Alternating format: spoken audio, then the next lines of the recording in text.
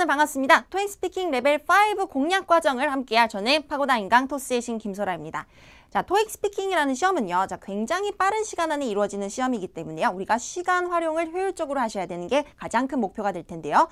그에 대한 최우선 공략법은요, 최소한의 문장 길이를 가지고 최소한의 문장 개수를 가지고 최대한의 많은 문제를 커버할 수 있게끔 문장 구성 능력을 만들어 놓는 것이 우리의 최우선 목표가 되겠습니다. 자, 그에 대한 공략법을요, 먼저 저희 본 과정 속에서 함축적으로 잘 녹여놨으니까요. 저희 본 과정 속에서 확인하시도록 하겠고요. 토익 스피킹이라는 시험이 여러분 전쟁터라면요, 여러분들이 가져가셔야 되는 무기들이 있겠죠. 그 무기 자체가 바로 문장 구성 능력인데요. 자, 여러분들한테 그 최소한의 무기를 쥐어드리면서 어떻게 효율적으로 활용을 하시는지 알려드리는 게 이번 과정 속에서 저의 가장 큰 목표가 될 것 같네요. 자, 그러면요, 우리 본 과정에 들어가기에 앞서서요, 시험 구성에 대한 간단한 설명을 좀 해드릴 거고요. 그다음에 어떤 전략들을 어떻게 세워야 되는지 파트별로 조금씩 알려드리고 하겠습니다. 자, 토익 스피킹 레벨의 등급 체제는 보시면요, 레벨 1부터 8까지 구성이 되어 있는데요. 실질적으로 1, 2가 나오는 분들은 이제 거의 없으니까요. 생략을 좀 해보고요. 그다음에 우리들의 목표는요, 또 5에서 이제 최대한 6까지 도약을 할 수 있게끔 그렇게 이제 문장의 가성비를 좀 높여서 템플릿을 알려드릴 거예요.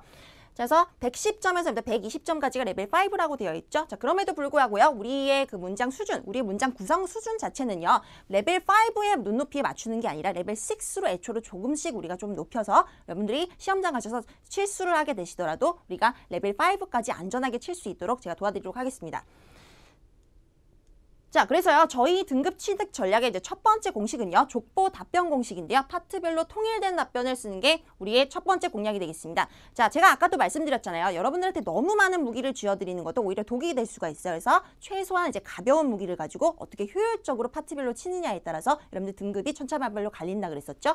자, 그렇기 때문에 통일된 답변 템플릿을 만드는 게 가장 중요한 공식이 될 것 같고요. 그리고요, 저희 등급 취득 전략 두 번째 요소는요, 여러분 다름이 아닌 영어 강세입니다. 여러분들은요, 흔히 스피킹 시험에 있어서 발음이 가장 중요하던 평가 요소라고 이제 생각하시는 분들이 많은데요. 자, 발음은요, 전달력만 되면 돼요. 그 레이터들 입장에서 여러분들이 구사하시는 게 영어라는 것만 이제 접수가 되면요, 발음에 있어서는 어느 정도만 신경을 써주시면 되겠고요. 영어 강세는요, 그와 다르게 강세가 틀리면 전달력이 0이 됩니다. 무슨 의미인지 아시겠죠? 자, 0이라는 건요, 전달력이 아예 떨어지기 때문에 무슨 최악의 경우에는 어떤 의미로 여러분들이 말씀하시는지 레이터들이 접수를 아예 못하게 되는 경우도 있다는 거예요. 자, 그렇기 때문에요, 기본적으로 이제 스피킹이라는 시험에 우리가 대비하기 위해서는 영어 강세를 명확한 전달력을 위해서 좀 신경을 많이 써줘야 되는 부분적인 이제 요소가 되겠죠?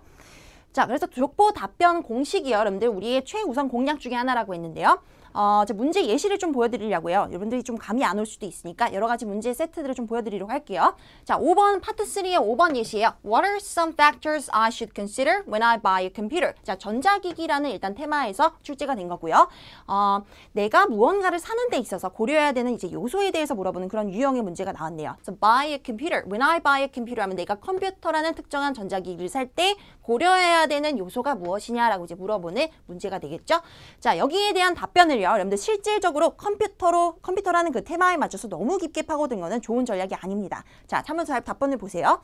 The some factors you should consider when you buy a computer are brand and quality. 그래서 컴퓨터를 사는 데 있어서 여러분들 가장 중요한 그 구성 요소가 뭐냐면 brand and quality, 브랜드와 그 품질이라고 이제 되어 있죠. 자, 컴퓨터랑 사실상 아무 상관이 없는 것들입니다. 자, 브랜드와 퀄리티 같은 것들은요, 우리가 어떤 물건을 사든 간에 챙겨야 되는 기본적인 요소들이잖아요. 그래서 자, 두 번째 문제를 볼게요. What are some factors I should consider when I buy food? 자, 위의 문제랑 거의 그 의미 자체가 대동소이하다는 거 느껴지시죠? When I buy food. 자, 지금 소재만 바뀐 거예요. 전자기기 쪽에서 음식으로 지금 테마만 바뀌어 왔는데, 자, 이에 대한 답변은 어떻게 세워야 될까요?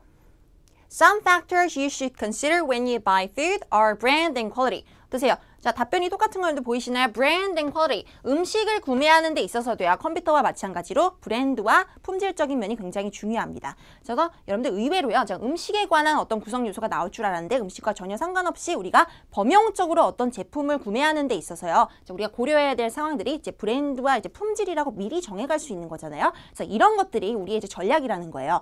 최대한 많은 문제 세트들을 대비하기 위해서는요, 우리가 수천 개의 세트를 일일이 다 다뤄볼 수가 없기 때문에요. 자, 여러 가지 문제 세트를 제가 심층적으로 분석을 해서 여러분들한테 그 기본적인 표현법들과 그리고 범용적으로 쓸 수 있는 이런 답변 구성 요소들을 제가 많이 알려드릴 테니까 여러분들은 시험장에 가셔서 요거를 효율적으로 활용만 하시면 되는 문제가 되겠습니다. 자, 그 다음에 여러분들 영어는 철저하게 강세 중심의 언어이기 때문에 발음이 아니라 강세라고 아까부터 말씀드렸습니다. 자, 강세가 이제 굉장히 중요하다라는 건데 전달력에 있어서요. 자, 그 단어 안에서도 여러분들 강세가 규칙이 적용이 됩니다. 그래서 음절에 따라서 강약 조절을 하셔야 되는 게 단어 강세 파트예요. 그래서 우리가 지금 여기 나와 있는 단어들이 여러분들 이런 단어들을 이제 누가 틀리겠습니까? 라고 하는데 물론 여기 나와 있는 그 단어들 4가지 단어들을 여러분들이 뜻을 모르진 않습니다. 우리가 실생활에서 정말 많이 쓰는 기본적인 어휘임에도 불구하고요. 우리 토익 스피킹 응시자들이 가장 많이 틀렸던 빈출, 오류, 강세 단어들만 제가 총 집합해서 4가지만 뽑아본 케이스인데 자, 여러분들 요거 나와 있는 거 지금 실제로 한번 읽어보세요. 자, 첫 번째 단어 어떻게 읽으셔야 되죠? 읽어보세요. recently라고 읽으셔야 되죠. 그래서 대부분의 응시자들이 recently라고 해서 그 단어를 전달하지 못하는 데 있어서 감점을 받는데요. 자, 보세요. 자, 여러분들 이름절에다가 정확하게 강세를 주셔야지 recently, 최근에라는 의미가 레이터들한테 접수가 되는 거예요. recently 해보세요. 이름절 강세 recently. 자, 두 번째 단어는 오늘이라는 뜻의 단어이죠. 그래서 굉장히 우리가 평상시 많이 쓰는 기본적인 어휘에도 불구하고 이것도 이제 강세에 있어서 많이 틀리시는 단어 중에 하나인데 자, 한번 지금 해보시겠어요? 어떻게 발음하실까요? today 하셔야 되죠. 여러분들 today라고 하셨을 거예요. 아마 대부분의 분들이 today가 아니라 today. 정확하게 무게중심이 뒷부분에 쏠려 있어요. today. 그래서 이거를 그 이음절 강세라고 또 얘기를 하는 거죠. 자, 여러분들 심지어 today가 아니에요. today라고 하셔야 돼요. today.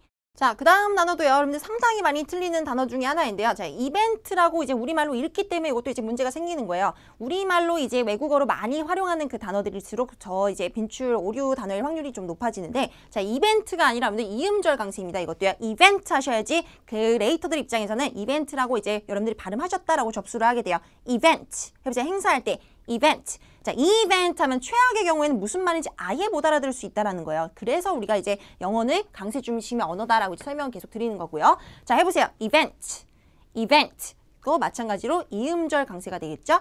자, 그 밑에 있는 것도 여러분들 비슷한 원리예요. 이것도 이제 우리말로 하도 퍼포먼스에서 생기는 문제인데 자, 우리말은요. 정확하게 이제 음절마다 동일한 강세를 주게끔 돼 있어요. 그래서 강세 규칙이 적용되지 않은 언어 중에 하나인데 자, 영어에는요. 정확하게 강약 조절을 하셔야 돼요. 음절마다. performances 하셔야 돼요. performances 하면은 접수가 안 되는 거예요. 공연이라는 의미로. performances. 그래서 얘도 마찬가지로 이음절 강세가 되겠죠. 자, 복수형, 단수형도 여러분들 기본적으로 잘 지키셔야 되는데 이게 여러분들 설사 단수 처리가 된다고 하더라도 강세 규칙은 어디 도망가지 않아요. 자, 그대로 적용이 돼야 됩니다. performance. 자, 복수일 때는요. 마찬가지로 performances. 그래서 단수일 때도 이음절 강세, 복수일 때도 이음절 강세. 자, 그래서요. 네, 그 단어 안에서요. 음절에 따라서 어디에 강세를 주느냐에 따라서 품사가 달라질 수 있는 경우도 있고요. 또 최악의 경우에는 어떻게 된다 그랬죠? 아예 레이터들이 영어라는 언어로 인지를 안 할 수도 있다 그랬었죠? 자, 그래서 영어는 강세 중심의 언어이다. 자, 중국어만 성조가 있는 게 아닙니다. 여러분들 영어에도 정확하게 강약 조절을 해야지만 100% 여러분들이 전달하고자 하는 그 의미로 전달될 수 있기 때문에 강세가 너무너무 중요한 평가 요소 중에 하나가 되겠고요. 자, 단어 안에서뿐만 아니라 문장 안에도 있는 강세 규칙이 있어요. 이게 어떻게 보면 더 중요하다고 볼 수가 있는데 자, 내용어의 강세라고 써 있죠? 그래서 내용어라고 하면 뭐 이제 용어가 어려운 거지 말 그대로 내용이 담겨져 있는 품사들이에요. 대표적인 것들이 명사, 동사, 그다음에 형용사, 부사 이런 것들이 있겠고요. 자, 그것도 참고로 말씀드리자면요. 우리 과정 속에서 어차피 우리가 좀 심층적으로 다룰 거지만 내용어에 반대되는 개념은 기능어라고 있어요. 그래서 말 그대로 기능적인 요소들이에요. 우리나라 말로 따지면 뭐 은는이가 조사 같은 것들인데 내용이 담겨져 있지 않은 부분들이죠. 그래서 영어의 품사에 있어서는 대표적으로 뭐 전치사, 대명사 아니면 관사 같은 것들이 있는 것 같은데 자, 내용어라고 하면요. 의미가 담겨져 있는 그 단어들이라 그랬잖아요. 그렇기 때문에요. 내용적인 부분을 담고 있는 이런 품사들에다가 우리가 강세를 주시면서 발음하셔야 되지 그 문장의 내용 자체가 의미 전달이 좀 많이 되겠죠. 자, 내용어가 여러분들 조합되어 있을 경우 자, 이런 경우에는 어떻게 될까요? 가장 앞단어의 강세라고 써 있네요. 그래서 우리 뭐 형용사나 뭐 부사 같은 것들이 이제 명사나 동사를 수식하는 것들이잖아요. 그래서 수식어가 아무리 많이 붙어 있더라도요. 모든 형용사마다 다 강세를 줄까요? 그렇진 않겠죠. 자, 예를요. 우리 예시를 좀 들어볼게요. 큰 빨간색 집 어떻게 하죠? 영어로 합니다. 영어로 큰 빨간색 집 big red house라고 하죠. 그래서 big red house 이렇게 읽진 않잖아요. 그래서 big이라는 가장 최종 수식어인 가장 앞단어인 수식어에다가 우리가 강세를 처리하는 게 또 다른 규칙이 되겠습니다. 자, 이렇게만 보시면 우리 감이 좀 안 오실 수도 있으니까요. 자, 예시 문장을 좀 보여드릴게요. In traffic news for tonight, Jefferson Street has partial closures due to utility work. 자, 실제 파트 1 지문에서 제가 그 뽑아온 그 예시 문장 중에 하나인데, 자, 잘 보세요. 네, 여기 지금 포기되어 있는 게 이제 강세를 처리해야 되는 부분이거든요. Traffic news 하면은 교통정보 방송을 얘기하는 거죠. 자, tonight 오늘 밤이고요. 자, 얘도 이음절 강세야. tonight이라고 말하는 순간 감점이야. tonight이 아니라 tonight. tonight 이음절에다 강세를 넣으셔야 되는 단어고요. Jefferson Street 하면 이제 고유명사이죠. 그 이제 길, 거리, 도로 이름을 이제 나타내는 거고요. Partial closures 하면은 이제 부분적인 폐쇄인데, 자, 원래는 폐쇄 자체가 내용어잖아요. 그런데 앞에 나와 있는 지금 수식어가 있어요.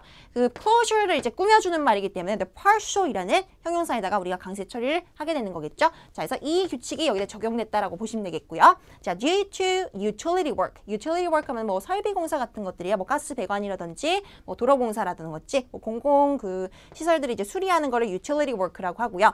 자, 이 문장을요, 제가 여러분들 내용어가 아닌 기능어에다가 강세를 주면서 읽을 테니까 얼마나 내용 전달이 잘 되는지 여러분들 직접 한번 느껴보세요.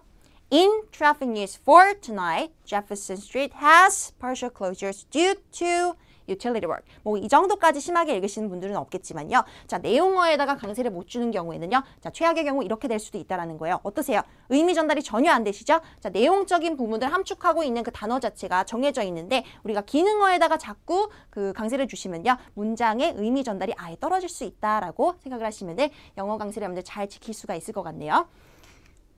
자, 그래서 여러분들 시험 구성 요소에 대해서 좀 간단하게는 설명을 드릴게요. 여러분들이 본 과정에 들어가기 앞서서요. 기본적으로 파트별로 어떤 문제가 나오는지는 파악을 하시고 가는 게 좀 좋을 것 같아서요. 자, 파트 1은요. Reading a text aloud라고 돼 있죠. 말 그대로 지문을 읽으셔야 되는 문제인 만큼 평가 기준은 딱 3가지입니다. 발음이랑 억양 강세라고 되어 있죠. 자, 아까도 제가 거듭 강조해서 말씀드렸지만요. 발음이랑 억양 강세, 특히 이제 강세. 이거는요. 억양은 사실은 강세를 여러분들 지킬 경우에 이제 저절로 따라오는 보너스 그 어떤 보상이라고 보시면 되겠거든요. 그렇지 않을까요?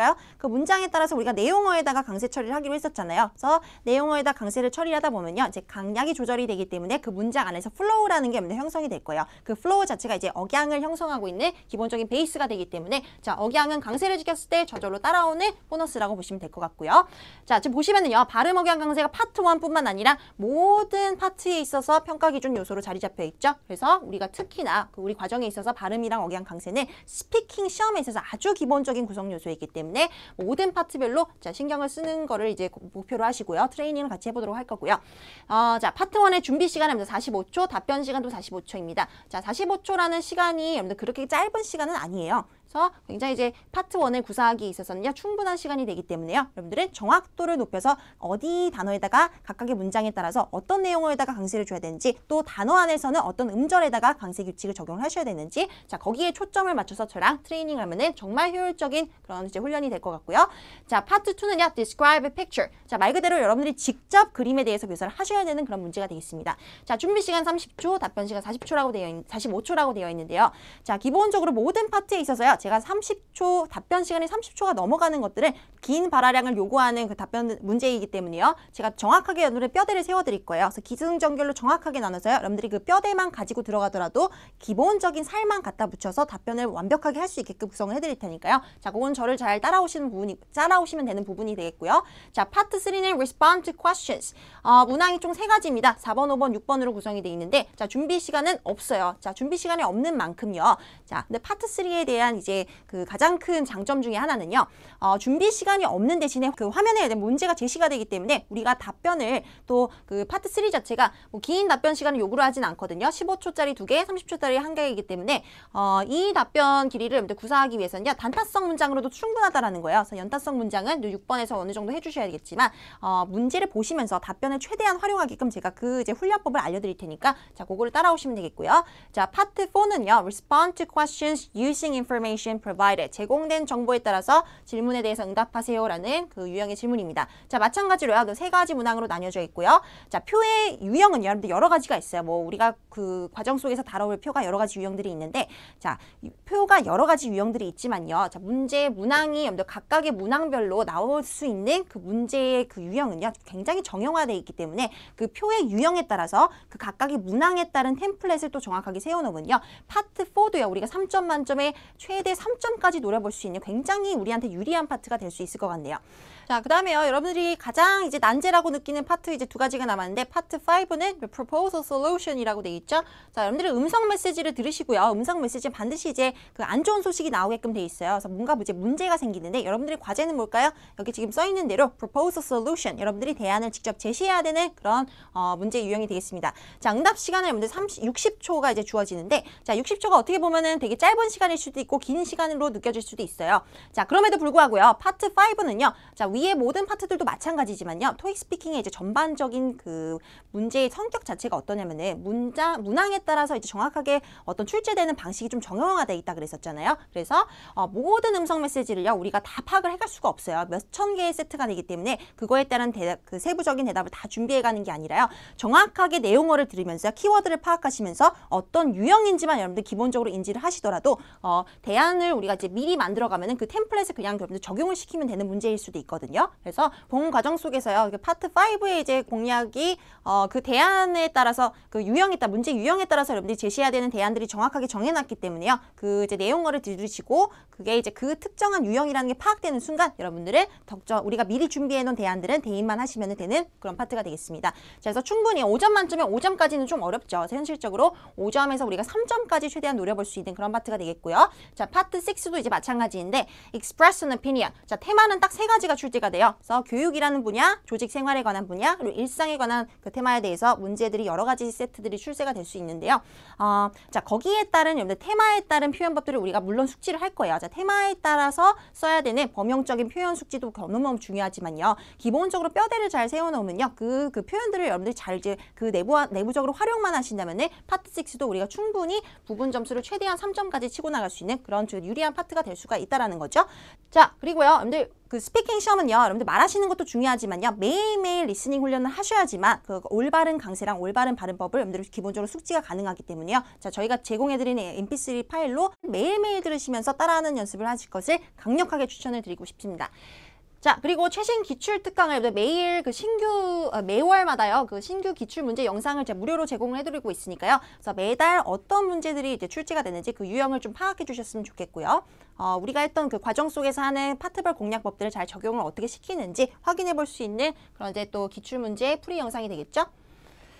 자, 토스의 신의 한 수 포인트들입니다. 스트레스, 강세 완전 정복이 저희의 이제 첫 번째 목적이고요. 그다음에 전략적인 부분에 있어서는 아까도 제가 계속 강조를 했었는데 파트별, 테마별 족보 답변 공식이었죠. 그래서 최소한의 표현을 가지고 우리가 최대한 문제 세트를 커버할 수 있는 그런 능력을 만들어 드릴 거고요. 자, 그다음에요. 입문 과정에서는요. 특히나 어법 시술을 최소화하기 위해서 문장 길이 자체를 줄이는 것도 하나의 좋은 전략이 될 수 있습니다. 자, 문장의 길이 자체를 줄인다고 해서요. 절대로 그 문장의 퀄리티를 떨어지게끔 하지 않을 거고요. 자, 문장의 길이가 짧음에도 불구하고 굉장히 가성비 높은 표현들로 구성을 해서 여러분들이 어떤 파트든 간에 잘 쓸 수 있도록 그걸 이제 도와드리는 게 제 목표이고요. 자, expressions, 만능 표현 훈련이죠. 그래서 이것도 이제 위에 나와 있는 이제 전략법이랑 비슷한 건데, 그래서 최소한의 표현을 가지고 여러분들이 많은 문제를 커버할 수 있게끔 만들어드리는 그 비슷한 전략이라고 볼 수 있겠네요. 자, 그렇다면요, 여러분들 그 무기를 가지고 어떻게 싸워야 되는지는 정확하게 본 강의에서 알려드리도록 하겠습니다. 자, 본 강의에서 뵙겠습니다. 수고 많으셨습니다.